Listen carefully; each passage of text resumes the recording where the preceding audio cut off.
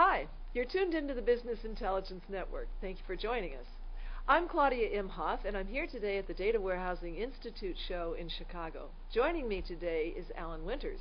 Alan is the Senior Product Manager for Corda. Thanks for joining me, Alan. Thank you. It's my pleasure. Well, let's get into it. We're here at the TDWI show, and the topic here is enabling data for business intelligence.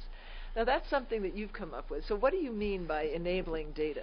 Enabling data, when we think about enabling data or enabling people in an organization, we talk about making those people empowered or giving people the power to make change or to do something valuable within an organization.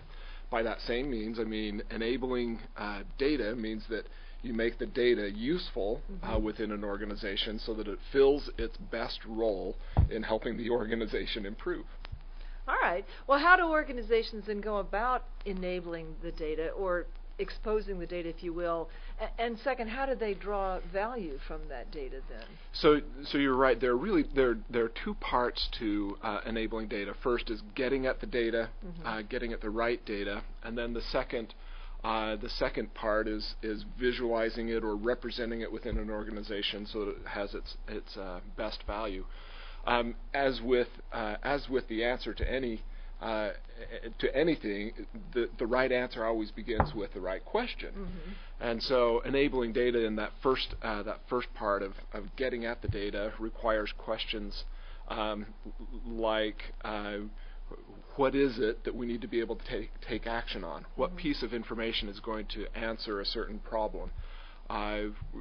Where does that data exist? If it doesn't exist, how can we create it, or how can we go explore and find it, or even substitute answers? So really getting at the business requirements at this point, then. That's exactly right, and it's really what is key about a key performance indicator.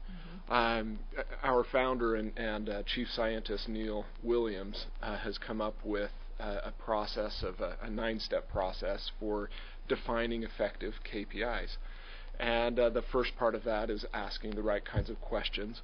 Another key element to defining a good KPI is understanding what actions are going to be taken. So once you see the KPI, what are you going to do with it? Is it good? Is it bad? How do I react to it? That's exactly right.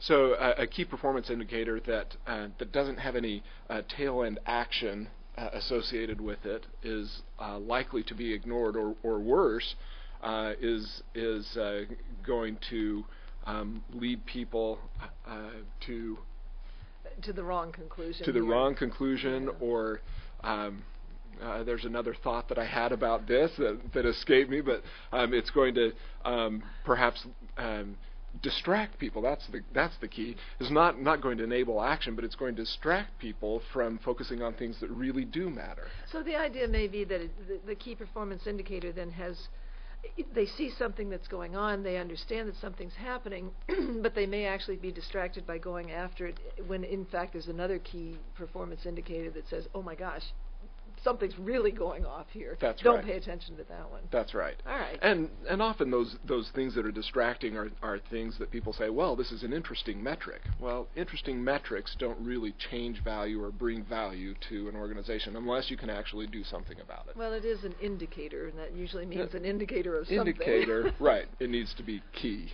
That's All right. So we have another question here that's connecting to the data has other meanings with dashboards. Correct? Doesn't it mean something other than just a dashboard? It does. So when we as Corda want our customers to succeed naturally, and so when we help our customers after purchasing Centerview, which is our dashboard product, one of the things that we do is we help them identify their key performance indicators. We help them through the process of coming up with things that are actionable, getting it into a dashboard. And really, we connect up to data systems, but the whole point of connecting data to systems is really connecting people to the data and making data part of their regular daily action. Right. So as they go through their activities, they know to go look at this certain piece of data at a certain time, or an analytic or something like that. That's right. Or we'll help them by providing that data to them proactively. If something changes or there's an indicator that falls outside of a threshold, we want to make sure that that they know about it and are taking timely action. All right. Well, we got one more question. We've talked about dashboards being the face of business intelligence. Do you still see dashboards as being the face, or is something different here? I do. So we briefly talked about businesses trying to gather data and being able to make decisions on data that's important to them. And often organizations don't have that data or don't have it in a natural repository. The larger an organization gets, the more disparate their data sources are, even in light of installing a standard business intelligence system.